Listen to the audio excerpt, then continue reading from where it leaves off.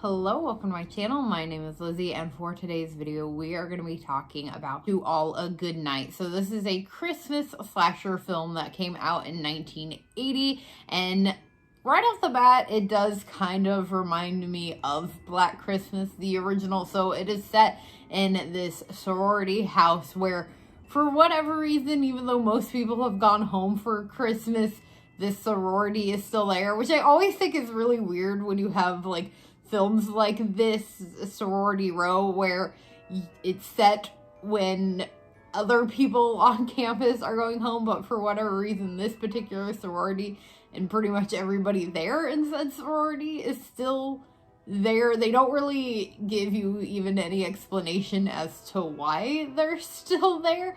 They just are. During Christmas, not sure if I mentioned that. So obviously, this one came out a few, years after Black Christmas. That came out in 1974, but I definitely think it was probably inspired by that film. It definitely has very similar vibe. Obviously, like I said, the setting is very much the same as Black Christmas, and even the vibe is kind of similar. I will say this film definitely does what a lot of kind of the slasher films from like the 70s and the 80s do, where it opens with a kill, or at least a couple of kills, and then you have this slow pace chunk throughout the film where it's really like focused more so on the characters, what they're getting up to. Obviously, this is the 80s, so they're having a lot of sex.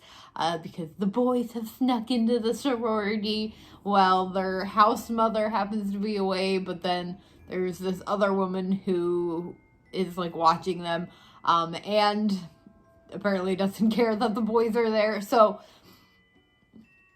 and then towards the last kind of 30 or so minutes of the film, it starts to pick up. I feel like that's just what films from the 80s really truly did, and that's not always necessarily like my favorite vibe. I think that's why I tend to really like things from the 90s, early 2000s, is because I feel like the pace picks up quite a bit more than they kind of did in like 70s and 80s slasher films. Now, the film does have a couple of cool kills at the beginning, and really throughout most of the film, a lot of them are pretty boring, which was kind of disappointing. You had quite a few just throat slashes, and then there's one scene that feels a little reminiscent of Friday the 13th, where you have this couple who are,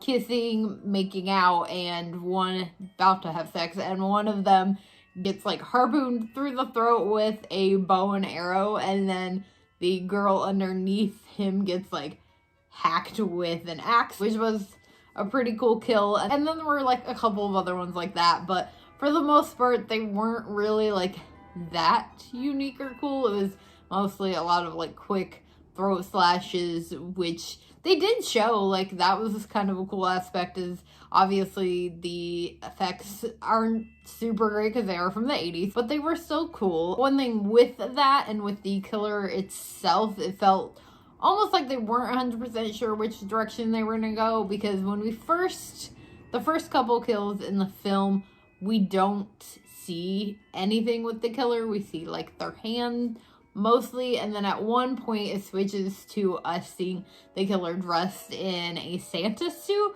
So it feels like at some point in the film they decided to make that decision. It didn't really feel like a decision that they had made from the very beginning. They then kind of inserted that later on to add to the kind of like Christmas feel of it, which is fine. I mean, not the first time it's been done, not the last time it would have been done, but it was still creepy because it's somebody dressed, and it's one of those like plastic Santa masks, so they're like head to toe in the Santa suit, the hat, the suit, but they have like a creepy plastic kind of deranged like mask on, so you really can't see their face, and that was definitely added to the creepiness of it. Now, this is where I am going to get into some spoilers for the film. So it does open up with, and again, a moment that really reminded me, this film reminds me a lot of other films. So reminded me of Sorority Row, where you have this group of girls and they're all kind of joking around and playing, and one of the girls is on the balcony and the group kind of comes towards her and she accidentally falls off. Like, she's not pushed, it's clearly an accident, but she falls, hits the pavement down below, is clearly dead. And that's when we fast forward to the future, and I wasn't really sure where the film was going as far as the killer, because that was actually a moment that I almost kind of forgot about. Like, they did a pretty good job of distracting you with everything that was going on with the film, that you kind of forget about that opening scene. And I really was like focused on trying to figure out which character was going to be the killer. Of course, they have this like creepy landscaper kind of guy who, you know, always a character that they're initially pointing fingers at, but you know it's not going to be him. He shows up dead. He's kind of the first body that's found. And then you have these and then you have this one kind of outcast of the group of girls. They make some lesbian jokes at her expense because she doesn't have a boyfriend. Of course, very 80s, but and, like, for me, I found it very hard to believe that she was, like, the outcast character, just because she was, like, this cute little tiny blonde thing who I feel like obviously, like, in any other setting would have been, like, the most popular one, but she was very different from the rest of the characters, and, of course, because she wasn't hooking up with boys like kind of everybody else, she was the outcast. I thought maybe it could be her, like maybe she was gonna get kind of revenge on these bullies of girls. I thought it might go the Sorority Row route, spoiler, and be like the house mom. But in the end, it is revealed it's not the house mom, it's this other woman, Mrs. Probably gonna have it wrong. I think it might be like Jason or Johnson or something like that. I'll put it up, but she is the one who, she's not the original house mother, she's the one who has just been staying there to watch them, and it turns out that she, again, very Friday the 13th fashion, is the mother of the girl that is killed in the beginning, and so that was brought back, and that was, again, where I was like, oh, I completely forgot about that opening until, like, she popped up. Because this movie is about 2 hours long, probably about 2 hours long, and because it does have that big gap of slowness where we kind of find the first body, and then some of the characters are freaking out, some of the other characters are like, ah, it's gonna be fine. And there's all this kind of, like, slowness till we get to more kills again. I definitely, like, again, completely forgot about that opening, but that is our big reveal that she is the killer.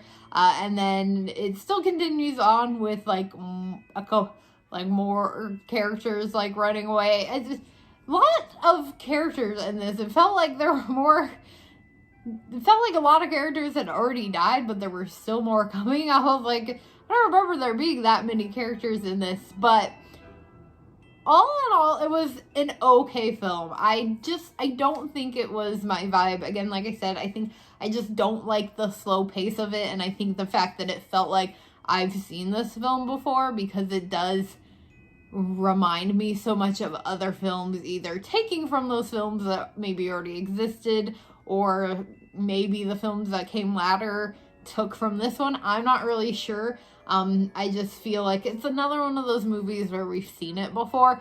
But, I mean, it was a good slasher. But, I mean, if you like 80s slasher films, if you like Black Christmas, you may enjoy this film. I just, again, like I just said, it felt like I'd already seen this film, so it didn't really win me over either. It just didn't really win me over. But if you have seen To All a Goodnight, let me know what you think of it. If you did enjoy this review, please do give it a big old thumbs up and make sure you hit the subscribe button for more spooky and horror related content. If you'd like to help support the channel and get bonus content, you can join my Patreon, which there will also be a link in the description for that as well, where you can also request special videos. So hope you all enjoyed this video, and I will see you all again later with another one.